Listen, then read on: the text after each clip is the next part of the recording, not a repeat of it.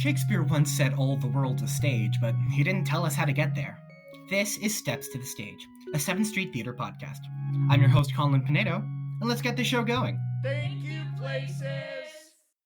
Folks at home, do you have a business, small or otherwise, that isn't pulling in traffic the way you want it to? Well, it might be because they don't have something to remember you by. And that's why today we are sponsored by Graphic Details Inc., signs and displays. They will print out your banners, they'll cut vinyl, they'll do window graphics for the company cars. We're talking business cards, banner stands, LCD displays, tabletop displays, logos, all in full living color. Again, that is Graphic Details Inc. here in Chino, California. Thank you so much. Hello and welcome to Steps to the Stage, a 7th Street Theater podcast where we take you through the ins and outs of what it takes to create a production with the community theater professionals you know and love. Today we have a very special guest. Those who frequent our theater will know him pretty well. He's done everything from acting to directing and all sorts of other stuff. It's Mr. Isaiah Ruiz. Isaiah, hello. Welcome back. I'm so excited. It's great to be back. There we go. How have you been? Great. It's been great. That's fantastic to hear. We've been in the works with Moana. Yes, We're as up I on can stage. see, surrounded by all the beautiful costumes and Right. everything. Debbie Yes. Horner did these Mhm. costumes. Such an amazing job. Mhm. So today we're talking about directing. Yes. You are a well-known director around here. What I think a lot of people want to know is, you started out as an actor. How did you become a director? What was the transition? What was your first show? So, Stuff like that. Actually, a lot of people think Lion King was my first time directing. Mm-hmm. But we have to go all the way back to 8th grade. When I was in 8th What? grade. Oh my God. I went to Ramona Junior High School. Mhm, We didn't have a theater class, a theater program. And I had just finished doing a couple shows here and at a couple other theaters. And I told my parents, wow, I really want to do it at school with my friends. So we created a pitch and we went to the principal. And I said, I really want to do this show. I gave her all the information. And she's like, okay, let's do it. But you're going to be the director. And I was like, really? I'm just an 8th grader. She's like, you got this. So the first show I actually directed was 13 the Musical. Wow. And Paul and Karen were a big support. They helped me figure out all the behind the scenes stuff because I knew nothing about directing. Yeah. I was only 13 years old. And so I started with 13 and then we did a couple more. We did Annie, we did Grease, we did Seussical. Fast forward, high school was in college. I was in the Young Americans and I wanted a reason to come home. I was having a great time with the Young Americans, but I was missing home. And so then I texted Debbie Barbin and I had been doing summer camps in the year prior. Yeah. I was like, when can I submit to do a show? And she's like, the applications are out now. And I've always been attached to Lion King. Everyone loves the story of Lion King. Oh, yeah. Bada bing, bada boom. Here we are today. Hey. Look at that. So that whole process, you've developed a style. You said earlier that when people say watch Moana, they go, oh, that's an Isaiah show. How did you develop your process and your style as a director? When choosing shows, I look for 4 things. The first and most important to me is that a show I do never devalues a female, but empowers a female. So Lion King, we have Nala, the strong, independent warrior. Then we have Frozen, the story of 2 sisters learning more about their bond and connecting. And then we have Moana, a young female trying to save her island. Yeah. I never want to do a show that is like, oh, this is a cute little love story. Yeah. So that number 1. And then I love ensemble-driven shows where things are constantly happening and the kids are constantly creating. And then 3, I love when a show has a consistent flow. I don't like much blackouts because I feel like when the kids start creating that synergy and momentum, the audience follows along and it just continues straight through. So those are the you don't want to 3 exactly. kill the energy. Exactly. Yeah. The 3 most important things when I choose an Isaiah show. And it just happens to be that all 3 are Disney. So I guess the hidden rule number 4 is it has to be a Disney show. The secret. Yeah, the secret sauce. How does that style that you just mentioned, how does that differ from other directors? I don't think I think everyone has their own type of thing. Debbie Barbin loves doing shows that I think are very fun and whimsical and ensemble driven as well. I noticed Donna likes doing more shows that have a literature history to it. Not saying that those are the only shows they do, but if you see amongst the directors, there's a everyone pattern. has a And I think that's what's fun too when selecting a season is seeing everyone's Yeah, and different seeing all the different pieces. styles come together. Yeah, it's cool. Yeah. How would you like to improve upon your directing? Ooh, Just like in general, based on what you've seen with other people and based on what you've seen with yourself. best thing here about CCCT Mm-hmm. and getting the opportunity to direct here is it's okay for me not to be perfect, Mm. and to accept that, Mm-hmm. and to also put it out there to everyone when something is not going right, that hey, this is what I'm doing, this is what I'm doing wrong, Yeah. and having the opportunity to grow and learn versus I don't know of anyone else my age doing it this young. And sometimes Yeah. I need to constantly remind myself, like, as much as I'm a directing kids, I am a Mm-hmm. kid myself, and it's okay for me to learn and grow. Yeah. But back to your question, it's accepting whatever show we put in front of us, the challenges that come with it. There's a Mm. lot of behind the scenes stuff that Yeah. as a director, I never thought I would have to think about. Mm-hmm. And so this place specifically gives you so many opportunities to learn and grow, and to accept that, and to show everyone around you, like, Mm. this is what I'm learning, this is Yeah. what I'm growing. And it's okay to not be okay. Mm-hmm. That's like the number one. Yeah. Yeah. How else have you grown? Definitely creating a style myself. Yes. If you look back at Lion King, I had no clue what I was doing. That was a massive cast, Mm-hmm. and a massive story that so many people cherish. Mm. And I learned, for me, the biggest thing in shows is collaboration. And for with Lion King, I was very much like, this is what I want to do, this is what I want to do, this is what I want to do. And then other people shoot ideas at me, and I was like, oh wait, let's do that. Mm. Let's do that. Let's do that. So learning more about collaboration, Mm-hmm. and that's been the Letting other number one. people take And the wheel for a second. synergy as well.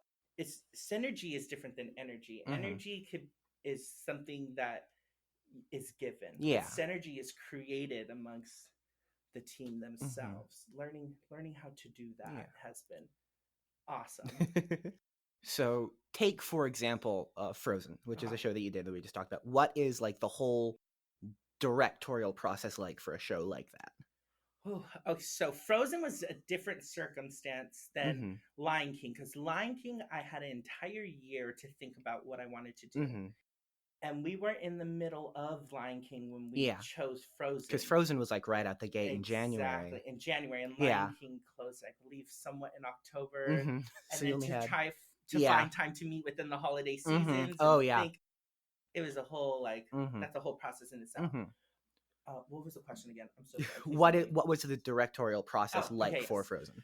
So with Frozen, I was very blessed going back to collaboration that we got Paige and Adrian on the team, who you will hear about in a later episode. Goodness. They're awesome. I'm so excited for their episode. I can't wait to hear it. We had Paige and Adrian, and then Caleb as assistant director. And the four of us really spent a lot of time going over the entire storyline itself and how we really wanted to showcase and share these two women, but also how we wanted to create a great experience for the kids as well as the audience. We knew we wanted to make Frozen something no one had ever seen on the stage here before. There's a bunch of, it's Frozen. There's a bunch of moving pieces of Frozen. Yeah. I think the funniest thing too is, back to collaboration, I was very, from the get-go, set on, we're going to have a dance ensemble that is the snowflakes and the snow dancers. And Paige was like, brought up a really good point. I'm like, well, she spends the whole point of Elsa is her being alone. And I was like, oh, I didn't think about that. So that makes a lot of sense. Yeah, working with them was super awesome. And Paige and Adrian spent a lot of time than they normally do in the rehearsal process, just going over all the magic with the kids, as well as creating that character that I didn't see within the magic itself, bringing it to life with the kids. That was awesome. So Frozen was a very different circumstance than what Lion King and Moana is. It was very much its own moving piece. Well, how are Moana and Lion King different from Frozen in that process? Okay, so Lion King and Moana are different in the sense of the kids themselves are creating the environment around the characters, where Frozen, it was a physical environment. We have the physical beds, we have the physical magic, the physical ice, to make it where all exactly. real. Whereas in Lion King Moana, we need grass. Cool. Let's put 6 kids and have them sway and interpret they are the grass. We need to build the boat in Moana. Cool. 6 kids. Here we go. Be the boat. Come together. Exactly. Exactly. Go forward and back. Forward and back. You are the boat. But that's the funnest thing too is watching the kids create all these different characters that aren't even in the original script that you see come across throughout the and entire start to show. come to life. Yeah, it's like back to the word ensemble. Those Lion King and Moana are true ensemble because they are literally shows. creating everything. Exactly. Wow. Whereas to Frozen, it was like we have the younger kids who are the hidden folk, and then the older kids are the villagers. Frozen was a great experience all around, but it wasn't ensemble as in Lion King. Is in the way of those two. Yeah, exactly. Yeah, that's really interesting. The way that you talked about how the ensemble is able to create these set pieces and these new characters, and how that wraps around to the different directing styles. Because I've been in a couple other shows, for example, A Little Prince, where we had the kids come together and make the plane together. And so that's interesting how, while everyone is different, they still are able to take and share things with each other. Exactly. In their different little processes. And A Little Prince was an amazing show. I love that show. That was an amazing great. show. I really love that show. Yeah. That was fantastic. What tips would you have for people who are like yourself in the age of the people in this theater who want to transition from acting and such to directing and start out as a director?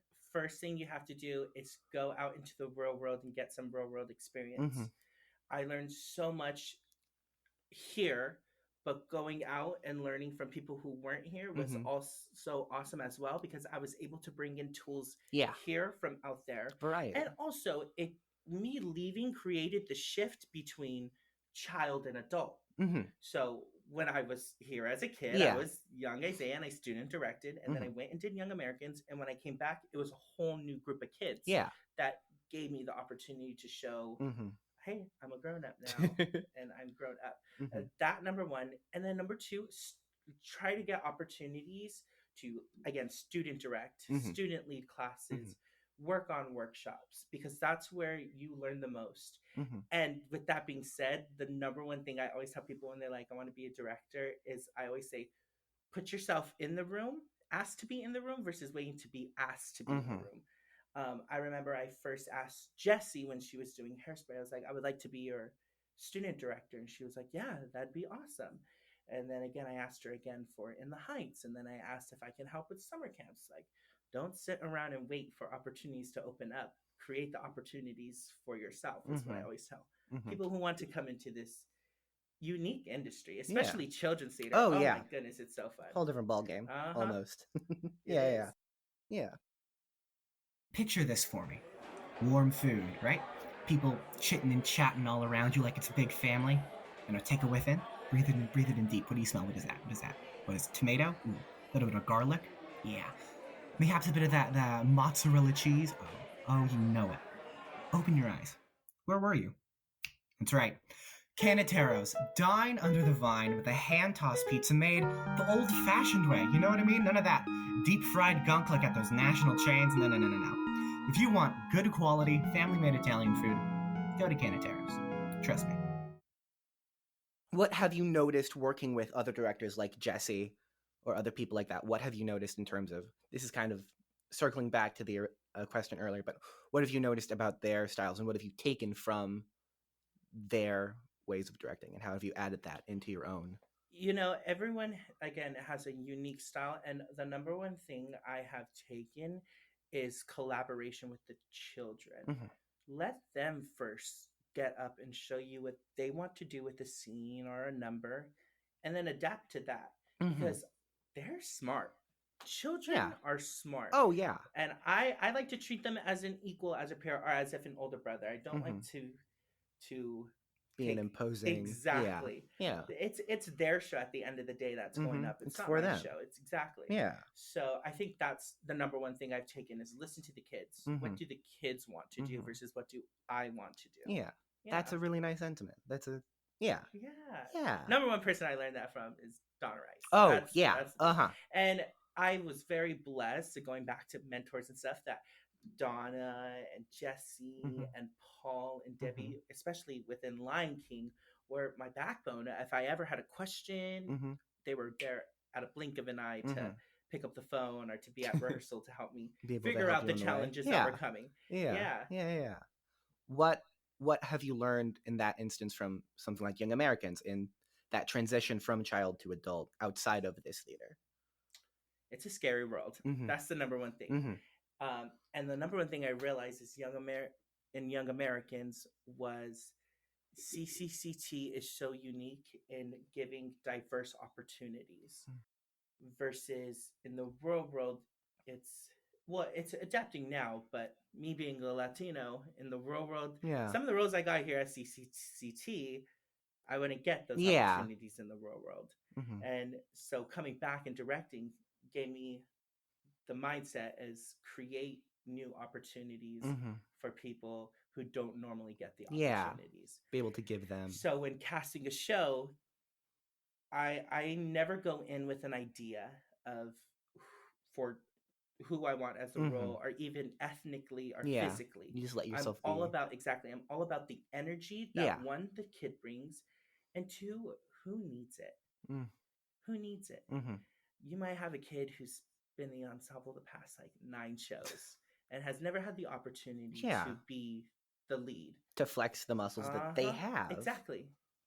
Take a shot on them, give it to them, and see what they could do, because those normally are the kids that you get the most compliments about. I can't tell you how many times people come up to me and is like, I didn't know that kid had it in them. It's like, they do. It's no one's had the time you haven't to been able to see it in them before. Exactly. Yeah. So that's been what I've taken the most, is give new people opportunities. Nice. Again, a nice sentiment. I think a good thing to be doing, especially nowadays. Especially nowadays. Oh yeah, absolutely. Yeah. I think that's it. Oh I think gosh. we're good. Woo! We did it. Yeah, we're good. Thank you so much for having me. Air high five. Air high five. Yeah. Thank you. In today's day and age, it's more important than ever to remain informed and present in your community, which is why today we would like to highlight the Chino Champion local newspaper. Make sure you keep up with all of Chino's great local events like festivals, meetups, and live performances, virtual or otherwise. The Chino Champion. Thanks for tuning in. Please, subscribe to Steps to the Stage on your favorite podcast platform, and don't forget to follow us on Instagram, Facebook, Twitter, YouTube, all that good stuff. And scene.